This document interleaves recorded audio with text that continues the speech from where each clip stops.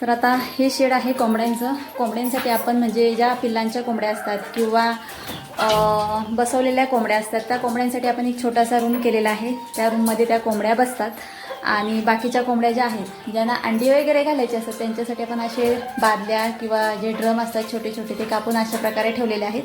आता तुम्हाला जर कोंबडी बसवायची असेल तर कोंबडी अशीच तुम्ही खोलगट भांड्यामध्ये किंवा अशा बादलीमध्ये बसवू शकता, जेणेकरून अंडी ही कोंबडी आपल्या पंखांखाली अगदी व्यवस्थित घेऊ शकेल. कोंबडी शक्यतो अशा खोलगट जागेमध्ये बसवली पाहिजे, जेणेकरून जी अंडी आहेत ती अंडी तिच्या उभंमध्ये राहतील अशा प्रकारे कोंबडी बसवावी. आता हिला बघा बसवलेली आहे आणि तिनं सगळी जी अंडी आहेत 12 अंडी आहेत ती अंडी सगळी आपल्या कशी पंखांखाली अगदी व्यवस्थित घेतलेली आहे.